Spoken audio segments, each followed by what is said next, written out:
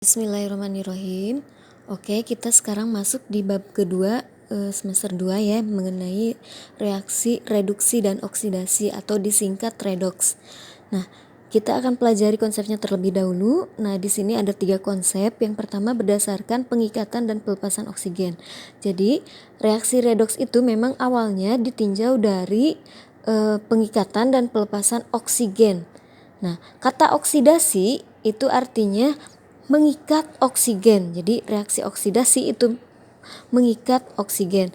Nah, kalau mengikat berarti oksigennya ada di sebelah kiri tanda panah ya. Nah, seperti ini contohnya. Ya, yang ini ya. Nah, ini jadi besi mengikat oksigen menjadi Fe2O3. Jadi kalau mengikat itu oksigennya ada di sebelah kiri tanda panah. Nah, ini yang dinamakan dengan reaksi oksidasi. Sedangkan reaksi reduksi itu jika oksigennya dilepaskan. Contohnya reaksi yang ini ya. Nah, ini Fe2O3 ini kan mengandung oksigen nih. Ada oksigennya. Lalu setelah bereaksi ini menjadi Fe, berarti oksigennya dilepaskan menjadi Fe. Ini juga sama ya, Cr2O3. Ini tadinya ada oksigennya. Nah, setelah bereaksi Cr-nya jadi sendiri. Artinya oksigennya dilepaskan ya. Nah, ini yang namanya reaksi reduksi. Lalu konsep yang kedua itu berdasarkan pengikatan dan pelepasan elektron. Kalau oksidasi itu melepas elektron, sedangkan reduksi itu menerima elektron. Balik lagi ya, kalau mengikat itu elektronnya ada di sebelah kiri tanda panah. Jadi contohnya seperti ini ya, Cl2 mengikat elektron menjadi Cl-.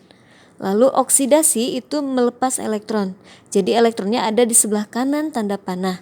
Contohnya ini ya, K itu menjadi K plus dan melepaskan elektron. Nah, ini konsep yang kedua. Dan yang ketiga, konsepnya itu berdasarkan pertambahan dan penurunan biloks. Kalau oksidasi itu berarti bertambah biloksnya. Kalau reduksi itu berkurang atau penurunan bilangan oksidasi. Nah, ada yang namanya bilangan oksidasi ya. Nah, tolong dibaca di buku yang kalian pegang atau misalnya kalian cari di internet mengenai aturan penentuan bilangan oksidasi suatu unsur. Nah, kalau diringkas mungkin jadi seperti ini ya yang tadi kalian sudah tulis. Ini aturan-aturannya. Yang pertama unsur bebas itu biloksnya itu 0. Nah, apa yang dimaksud dengan unsur bebas? Unsur bebas itu unsur yang jomblo ya atau sendirian. Contohnya ini H2. Dia ini sendiri ya, nggak bergabung dengan unsur lainnya. O2, N2, Fe, Cu. Nah, ini unsur bebas. Nah, dalam contoh soal kita lihat ya, ini Ibu punya contoh soal. Kita lihat yang unsur bebas. Nah, ini bukan unsur bebas ya karena ada 2 unsur. Kalau 2 unsur itu namanya senyawa. Nah, ini jomblo nih sendiri. Berarti unsur bebas. Ini biloksnya 0. Lalu ini senyawa, ini unsur bebas karena dia sendiri ya, berarti biloksnya 0. Lalu yang ini juga unsur bebas, Na, biloksnya 0. Lalu H2 ini biloksnya juga 0. Nah, jadi Ibu ulangi, unsur bebas itu biloksnya 0.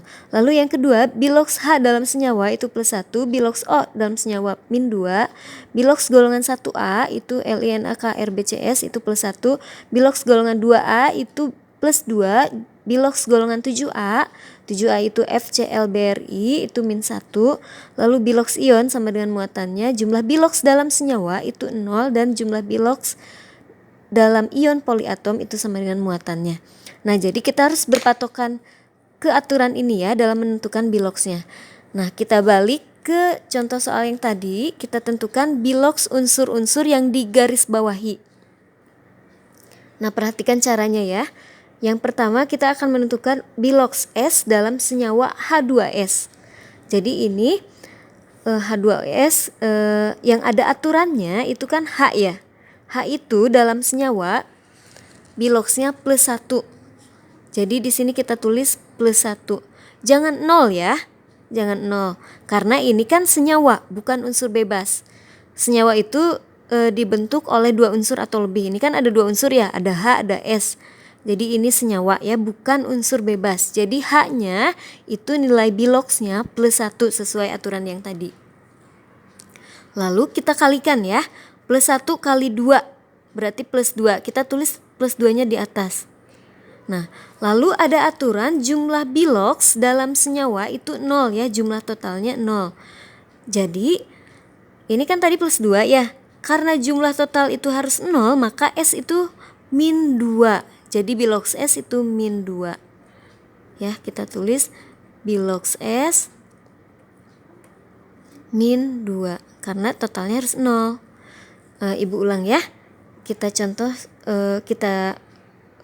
kerjakan contoh soal yang lain. Contohnya ini yang ada aturannya CH4 ini H ya. H itu plus 1. Plus 1 kali 4 plus 4. Nah, biar jadi 0 berarti yang C min 4. Jadi bilox C itu min 4. Nah, ini yang di bawah itu biloxnya ya. Nah, kalau yang di atas itu jumlahnya. Nah, jumlah itu kita tulis untuk mempermudah saja. Jadi jumlah plus sama minnya harus sama biar hasilnya 0 ya.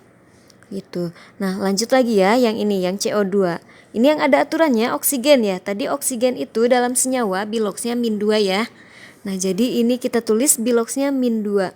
Lalu kita kalikan min 2 kali 2 min 4. Nah, biar 0 jumlah min sama plusnya kan harus sama ya. Berarti C-nya plus 4. Nah, jadi bilox C itu plus 4. Nah, yang ini bilox, yang ini muatan ya. Yang ini total.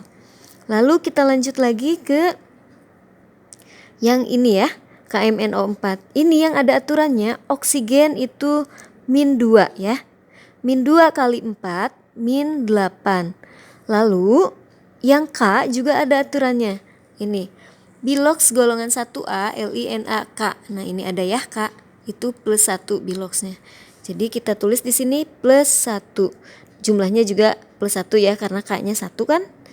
Jadi 1 kali 1 plus 1 kali 1 plus 1. Nah, balik lagi total biloxnya itu harus 0. Jadi jumlah minnya harus sama dengan jumlah plusnya. Ini kan minnya 8. Plusnya berarti harus 8 ya. Ini kan plusnya baru 1, berarti ini Mn ini plusnya 7. Jadi bilox Mn plus 7. Oke, lanjut lagi H2SO4 yang ada aturannya O min 2 ya. Lalu dikalikan min 2 kali 4 min 8. Lalu H itu plus 1 sesuai aturannya. Plus 1 kali 2 plus 2.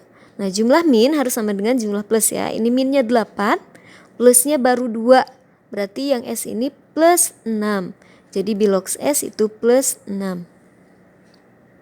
Oke, lalu yang mana lagi? Yang ini ya, ZnCl2. Ini yang ada aturannya yang Cl ya.